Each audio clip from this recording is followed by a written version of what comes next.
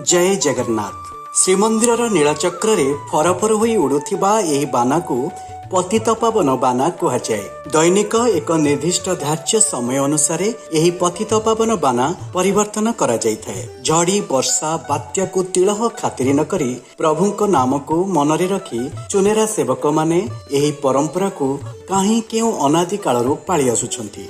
कोनोसी दौड़ी बा सेफ्टीर साहाय्य न नहीं मध्य सेवक माने अति सरल भावरे सुउच्च श्रीमंदिर चूड़ाकू जाइथांती। एही बानार दैर्घ्य कालक्रमे परिवर्तन होई वर्तमान 14 हाथरे सीमित अछि। एही ध्वज मध्यरे थिबा अर्धचंद्र और नादबिंदु ए उड़िया जातिर प्रतीक। सबुठारु आश्चर्य से भी होइथाय जेबे पवन बहुथिबा दिगकू पतितपावन बाना उड़िथाय। एही कार्य केवल शारीरिक शक्ति नुहे आज्ञा, यह हेउची भक्ति समर्पण और प्रभुଙ୍କ उपरे थिबा अगाध विश्वासर प्रतीक। जय जगन्नाथ।